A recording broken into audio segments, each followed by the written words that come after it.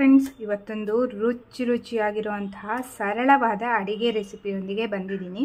ಸರಳವಾಗಿರೋ ಅಡಿಗೆ ಯಾವಾಗಲೂ ತುಂಬ ರುಚಿಯಾಗಿರುತ್ತಲ್ವಾ.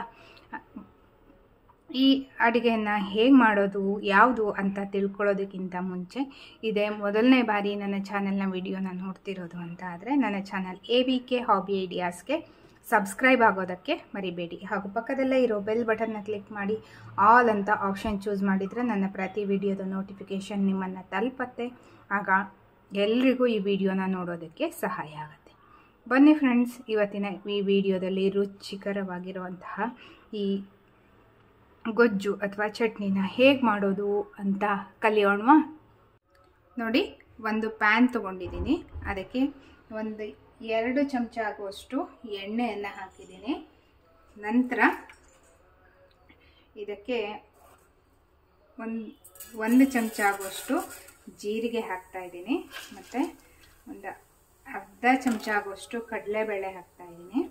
ಮತ್ತು ಒಂದು 1/4 ಚಮಚಕ್ಕಿಂತ ಕಡಿಮೆ ಮೆಂತ್ಯ ಹಾಕ್ತಾ ಇದ್ದೀನಿ. ಇದು ಒಳ್ಳೆ ರುಚಿ ಕೊಡುತ್ತೆ. ನಂತರ ಇದಕ್ಕೆ ನೋಡಿ ಒಗ್ಗರಣೆ ಮಾಡ್ಕೊಳ್ಳೋಣ. ಒಗ್ಗರಣೆ ಆಗ್ತಾ ಇದ್ದಾಗೆ ಕರಿಬೇವಿನ ಸೊಪ್ಪನ್ನು ಹಾಕಿದ್ದೀನಿ. ಖಾರಕ್ಕೆ ಇಲ್ಲಿ ನಾನು ಸೂಜಿ ಮೆಣಸನ್ನು ಬಳಸ್ತಾ ಇದ್ದೀನಿ. ನೀವು ಹಸಿ ಮೆಣಸನ್ನಾದರೂ ಹಾಕ್ಕೋಬಹುದು.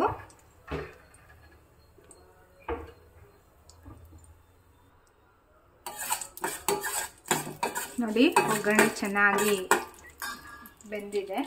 ಈಗ ಇದಕ್ಕೆ ಹೆಚ್ಚಿಟ್ಕೊಂಡಿರೋ ಒಂದು ಹೀರೆಕಾಯಿ ಹೋಳುಗಳನ್ನು ಹಾಕ್ತಾ ಇದ್ದೀನಿ.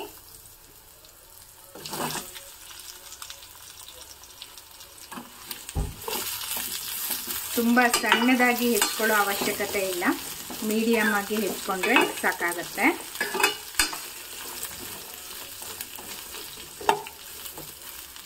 ನಂತರ ನಾನು 2 ಮೀಡಿಯಮ್ ಸೈಜಿನ ಟೊಮೊಟೊವನ್ನು ಹಾಕ್ತಾ ಇದ್ದೀನಿ.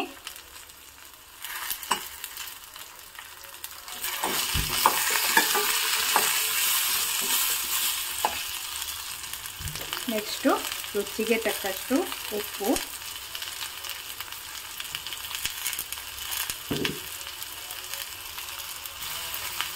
ನಂತರ ನೋಡಿ ಹುಣಸೆ ರಸವನ್ನು ಹಾಕ್ತಾ ಇದ್ದೀನಿ.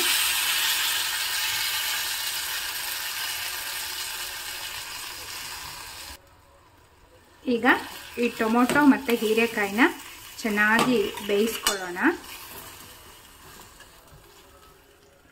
ಮುಚ್ಚಿಬಿಟ್ಟು ಬೇಯಿಸ್ತಾ ಇದ್ದೀನಿ. ಹೀರೆಕಾಯಿ ಬೇಯೋದಕ್ಕೆ ತುಂಬ ಸಮಯ ಏನೂ ತಗೊಳ್ಳಲ್ಲ.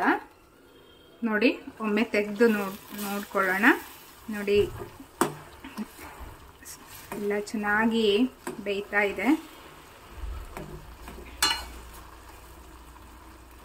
ಇದಕ್ಕೆ ಎಕ್ಸ್ಟ್ರಾ ನೀರು ಹಾಕೋ ಅವಶ್ಯಕತೆ ಇಲ್ಲ. ಹುಣಸೆ ರಸ ಹಾಕಿರ್ತೀವಲ್ಲ, ಅಷ್ಟೇ ಸಾಕಾಗುತ್ತೆ. ಹುಣಸೆ ರಸ ಹಾಕದೇ ಇದ್ದರೂ ನೀವು ಇಡೀ ನೆನೆಸದೇನೂ ಸಹ ಹುಣಸೆ ಹಣ್ಣನ್ನು ಡೈರೆಕ್ಟಾಗಿ ಹಾಕ್ಕೋಬೋದು. ಅಂದರೆ ಟೊಮೊಟೊದಲ್ಲಿ ನೀರಿನ ಅಂಶ ಇರತ್ತಲ್ಲ, ಅಷ್ಟು ಸಾಕಾಗತ್ತೆ ಇದು ಬೇಯೋದಕ್ಕೆ. ಮತ್ತೆ ಮುಚ್ಚಿಬಿಟ್ಟು ಬೇಯಿಸ್ಕೊಳ್ಳೋಣ. ನೋಡಿ, ಇವಾಗ ಚೆನ್ನಾಗಿ ಬೆಂದಿದೆ. ನಾನು ಇದಕ್ಕೆ ಒಂದು ಅರ್ಧ ಕಪ್ ಆಗೋಷ್ಟು ತೆಂಗಿನ ತುರಿಯನ್ನು ಹಾಕ್ತಾ ಇದ್ದೀನಿ. ನಾನು ಸ್ಟವ್ನ ಆಫ್ ಮಾಡಿಬಿಟ್ಟಿದ್ದೀನಿ.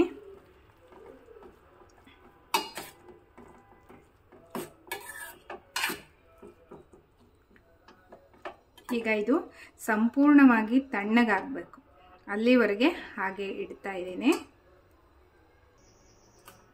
ಈಗ ಮಿಕ್ಸಿ ಜಾರ್ ತೊಗೊಂಡಿದ್ದೀನಿ. ಮಿಕ್ಸಿ ಜಾರ್ಗೆ ಬೇಯಿಸಿಟ್ಕೊಂಡಿರೋ ಹೀರೆಕಾಯಿ, ಟೊಮೊಟೊ ಎಲ್ಲ ಮಸಾಲನೂ ಹಾಕ್ಕೋತಾ ಇದ್ದೀನಿ. ಇವಾಗ ಇದನ್ನು ಗ್ರೈಂಡ್ ಮಾಡ್ಕೋತಾ ಇದ್ದೀನಿ. ತುಂಬ ನುಣ್ಣಗೇನು ಗ್ರೈಂಡ್ ಮಾಡೋದು ಬೇಡ, ಸ್ವಲ್ಪ ತರಿಯಾಗಿ ಬಾಯಿಗೆ ಸಿಕ್ಕೋ ಹದದಲ್ಲಿ ಇರಬೇಕು. ಈಗ ನೋಡಿ, ತರಿಯಾಗಿ ಗೊಜ್ಜು ರೆಡಿಯಾಗಿದೆ. ಇದನ್ನು ಸರ್ವಿಂಗ್ ಬೌಲ್ಗೆ ಹಾಕ್ಕೋತಾ ಇದ್ದೀನಿ. ನೋಡಿ, ಸರ್ವಿಂಗ್ ಬೌಲಿಗೆ ಹಾಕಿದ್ದೀನಿ.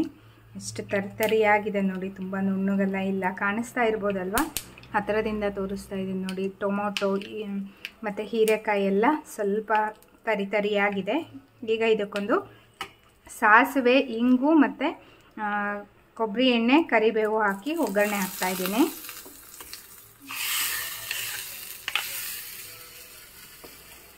ನೋಡಿ ಫ್ರೆಂಡ್ಸ್, ಇವಾಗ ರುಚಿಯಾಗಿರುವಂತಹ ಹೀರೆಕಾಯಿ ಗೊಜ್ಜು ರೆಡಿಯಾಗಿದೆ. ದಿನ ಕೆಲವೊಂದು ಅದೇ ಚಟ್ನಿ ಅದೇ ಸಾಂಬಾರು ತಿಂದು ಬೇಜಾರಾಗಿರತ್ತಲ್ವ, ಆಗ ಸ್ವಲ್ಪ ಖಾರ ಮುಂದೆ ಮಾಡಿಕೊಂಡು ಈ ರೀತಿ ರುಚಿಯಾಗಿರುವಂತಹ ಚಟ್ನಿಯನ್ನು ಮಾಡ್ಕೋಬೋದು. ಇವತ್ತಿನ ಈ ವಿಡಿಯೋ ನಿಮಗೆಲ್ಲ ಇಷ್ಟ ಆಗಿದೆ ಅಂತ ಭಾವಿಸಿದ್ದೀನಿ. ಈ ವಿಡಿಯೋನ ನೋಡಿ ಲೈಕ್ ಮಾಡಿ, ನಿಮ್ಮ ಅನಿಸಿಕೆನ ಕಮೆಂಟ್ ಸೆಕ್ಷನ್ನಲ್ಲಿ ತಿಳಿಸಿ. ನಿಮ್ಮ ಫ್ರೆಂಡ್ಸ್ ಆ್ಯಂಡ್ ಫ್ಯಾಮಿಲಿ ಎಲ್ರಿಗೂ ಈ ವಿಡಿಯೋನ ಶೇರ್ ಮಾಡಿ ಅಂತ ಹೇಳ್ತಾ ಮತ್ತೆ ಒಂದು ಹೊಸ ವಿಡಿಯೋದೊಂದಿಗೆ ಭೇಟಿಯಾಗೋಣ friends. Until then take care, bye. Thank you for watching friends.